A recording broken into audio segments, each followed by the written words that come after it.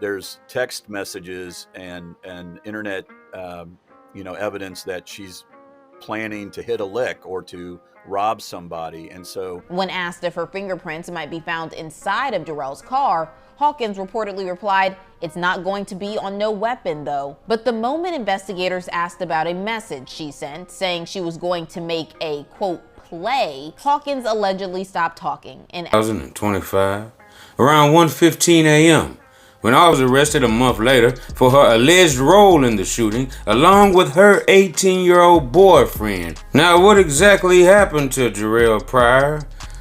Moments and hours leading up to his death. His daughter was at the Walden's home right around the corner from Carrier Corporation, where he worked on the assembly line. He stopped by the home around 8 p.m. during his dinner break. Pryor told his mother around 10 p.m. he'd be working late. When he didn't show up past midnight on January 25th, she became concerned. Calls to his phone kept going to voicemail and texts went unanswered. Travis Wiley was the first to receive the call at 5:02 a.m. Lady for coroner's office said, "Is this Jarrell's dad?" And I was like, "Yeah, what's going on?" Wiley said. "We regretfully have to tell you that Jarrell just lost his life." And I'm like, "What?" Thinking the call was a scam, he Googled the number and confirmed it was the coroner's office. That's when Wiley called his wife, who was at her mother's house with Honey. He said, "Tell me Jarrell is at home." And I jumped up, Tamika Wiley said. The reason for the unanswered calls and text messages was now suddenly clear. The news came as a shock since Pryor wasn't a street person. A young black man gets killed and the first thing they think of is a lifestyle, and even if that's the case, nobody even thinks about this. The family that's left behind, Travis Wiley said. Wiley doesn't want the world to write Pryor off as just another number or a stereotype. He was loved by many as a son, brother, uncle, grandson, nephew, friend, but more than anything, he was a father. That's the hardest thing, his stepfather said. We had Jarrell for the time we had him. Honey's not gonna get to see him no more. And how do you explain to a 2-year-old girl where her daddy is? Honey Pryor turned 3. Jarrell Pryor, a young black man, was just looking to go on a date. That's right, he thought he had a young black female that was on his level, that he can go out and get to know, possibly build a relationship with. But little did Jarrell Pryor know that this young lady wasn't that type of woman. No, she was not, you guys. She was a woman of the night, a thief, a cold, hard, set-up artist, a killer if need necessary, because her 18-year-old boyfriend was hiding in the shadows.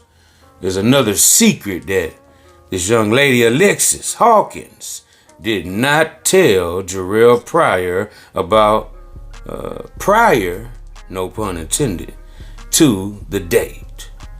Now, I ain't gonna give you no narrative. I'm gonna give you the rundown.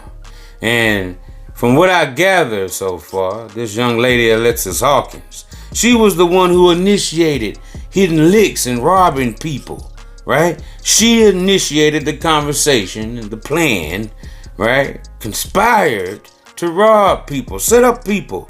And she sent out this message to her 18-year-old boyfriend and put him on notice, right? That she was down, she was ready, let's do it. Wow, let's get this money. So while Jarrell was texting, thinking he was about to hook up and link up with a sweet young tenderoni, you had this slimy, sleazy skank on the phone with her boyfriend, allegedly plotting and conspiring to rob this young man, right? And he had no idea. You know, Jarrell was just thinking about having a good time. And nothing like this would possibly happen, right? But unfortunately for Jarrell, this is where he met his demise. Now, detectives found Instagram messages between Alexis Hawkins and Jarrell Lamont Pryor leading up to his fatal shooting in the early morning hours of January 25th. Hawkins was arrested and charged with murder and robbery, but it would be other messages detectives found that would lead to another arrest.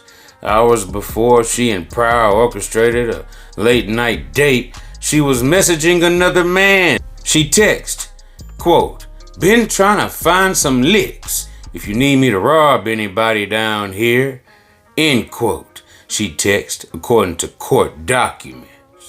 Now, that teen she was messaging has also been arrested for his alleged role in the shooting death of Pryor as well. 18-year-old Brian Winston Jr. was also arrested and charged for the murder of Jarrell Pryor. 19-year-old Alexis Hawkins and 18-year-old Brian Winston Jr. facing multiple charges, including murder and attempted robbery. Police found 26-year-old Jarrell Pryor with a gunshot wound. He later died at the hospital. Hawkins was found and arrested 1 month later along Pixel Drive. Winston Jr. was arrested in April in Austin, Texas. Austin police are sending him back. Charges this morning in connection with a deadly shooting on the city's east side. Police arrested one of those suspects in Texas. This case goes back to January 15th along East 49th Street near North Arlington Avenue. Police arrested Brian Winston Jr. and Alexis Hawkins in connection to the murder. They say that Hawkins was arrested in Indianapolis while Winston was taken into custody in Austin, Texas, and both are facing murder charges this morning. After the 1:15 a.m. shooting, he tells her, "Don't say too much and delete those messages too, by the way," according to the court documents. Detectives began watching the 80 girlie. The man said he was dating multiple females, including Hawkins, and was in an open relationship. According to court documents, their relationship became rocky in January. He got upset because she was on her phone texting the whole time and not paying attention to him. So he told her he was going to leave. According to him, Hawkins told him if he left, she was going to go out with someone else. He said, "I bet I'm going to leave and we're going to see if you go with somebody else." And he left.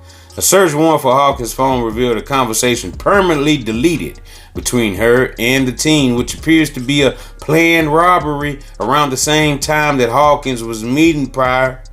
And that's really sad that this 19-year-old female, this lowlife of a woman, decided to rob this young man, conspire and plan and plot to take his belongings, if he had any that was worth taking. And like the stepfather said, they didn't take nothing. Wow. This was very, very senseless. Now, Jarrell's mother said that he had to really this 19-year-old girl who had a secret boyfriend lurking, in the shadows, okay? Waiting to rob Jarrell, okay? Now, this is what the plan that they had, to rob Jarrell. And unfortunately, Jarrell's life ended up being taken in the process. Now, who knows if this boyfriend of Alexis's killed Jarrell just for the simple fact that he was the boyfriend. Could have been a little jealousy there that she was going on dates, but staging them as if she's setting up plays. So how was he to know if, this wasn't a real date that she was on, and he actually had this animosity, to actually, and was prone to kill behind her, right? Little did she know, or maybe she did know, right? But if she did know that, right, she was setting this man up for death for sure. But if she just planned to rob him, and the boyfriend acted alone by his lonesome, right, and his feelings, looking at the situation of his girl being on a so-called date, but it's an actual setup, and he actually robs and kills this guy, Jarrell Pryor.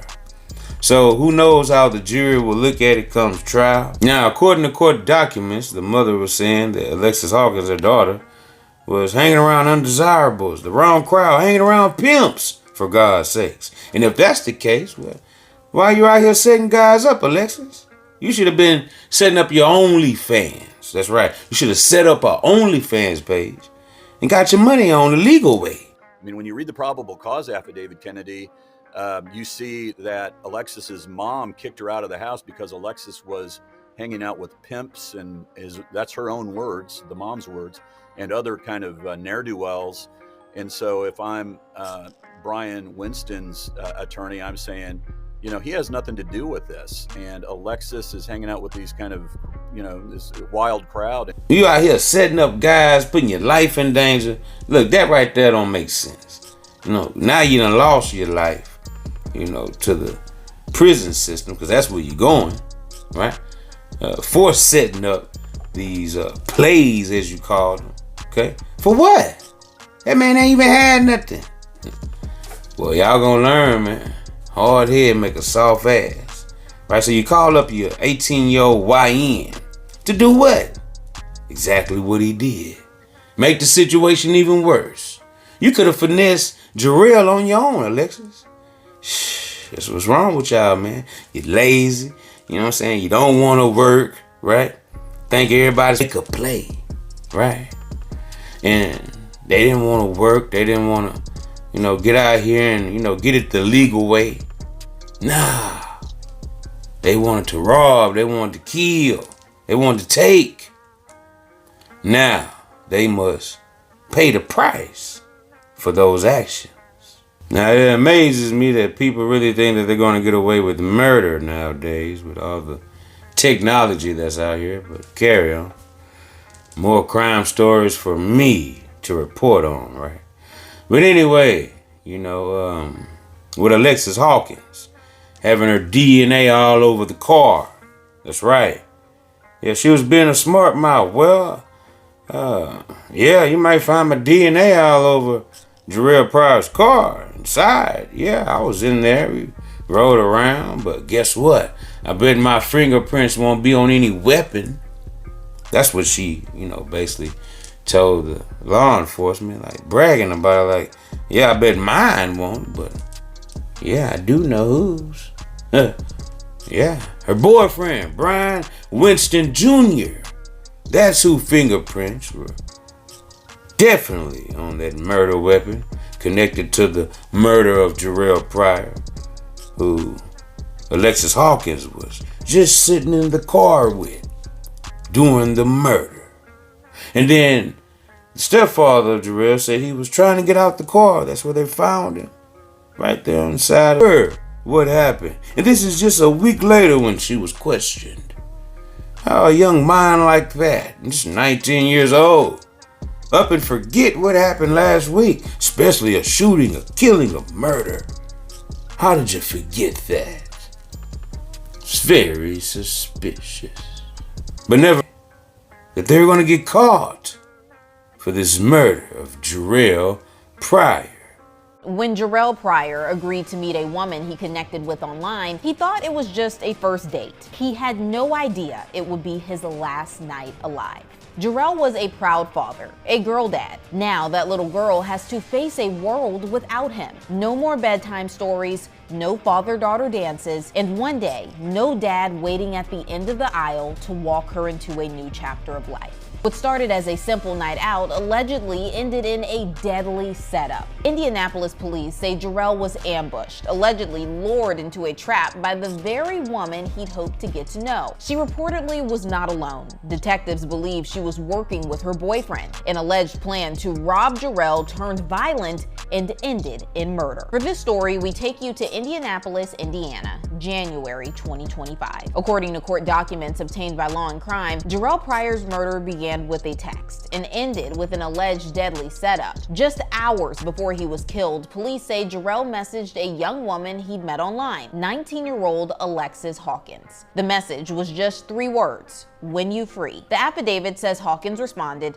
She told him when she was available and agreed to go on a date. But here's where the story takes a dark turn. While she was allegedly texting Jarrell, Hawkins was reportedly messaging someone else on Instagram, her boyfriend, 18-year-old Brian Winston Jr. Investigators say Hawkins was working out the details of her date with Pryor while secretly coordinating with Winston behind the scenes. Jarrell had no idea, no clue that Hawkins was in a relationship or that anything could go wrong. It was just a date, and maybe, if things went well, a chance to meet up again. But police say it was never about the date, it was a trap. That night, Jarrell met Hawkins in person. They sat together in his car, and shortly before 1 a.m., Hawkins' boyfriend allegedly appeared and opened fire. Jarrell Pryor, just 26 years old, was shot and killed. A young father, now gone. His daughter, just 2 years old, left behind. As police began their investigation, they discovered the messages between Pryor and Hawkins. They then obtained a warrant to search Hawkins' Instagram account,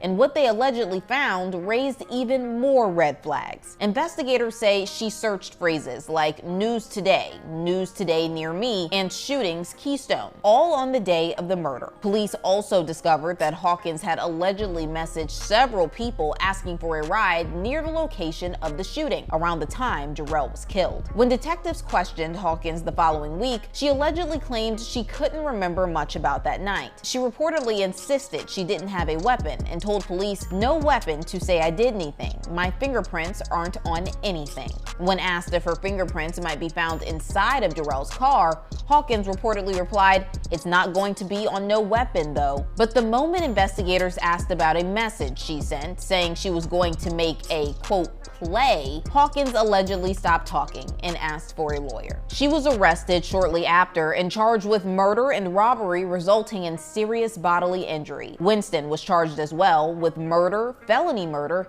and robbery. Now, Jarrell's family is left to pick up the pieces. His parents, once looking forward to watching their son become the man and father he aspired to be, are now raising the little girl he left behind. And just weeks ago, Jarrell's parents celebrated their granddaughter's 3rd birthday, a milestone that should have been filled with joy, laughter, and her father's love. Instead, it was a day marked by absence. No Jarrell, no hugs from dad, just a little girl too young to understand why her dad never came home. Justice may come in a courtroom, but for this family, the real sentence is living without Jarrell. So rest in peace to Jarrell Pryor. Love and condolences go out to his family in their time of grievement and bereavement. So make sure you always stay vigilant, and you make sure you do your background searches on people, right? Try to get to know people a little bit better before you just, let them in your personal space, right? Your vehicles, your home, your workplace, right? Things of that nature. And just try to be a better, judge of people's character, right? Always, because you just never know what types of situations you might find yourself in where just vetting a person a little bit more, investigation of a person's background could do you some justice and maybe just save your life. So until the next time, this is OG Jucario TV with the latest in rap, hip hop, celebrity, and urban news. You're watching the Rundown Podcast. I appreciate everybody for spinning with me. I appreciate all my subscribers for sliding with your boy every time. And say, hey man, keep hitting that like button, keep hitting that subscribe button, and look, turn on post notification so we can slide whenever I get the drop. You already know what it is, man. It's deeper than Buddha, you hear me? And guess what?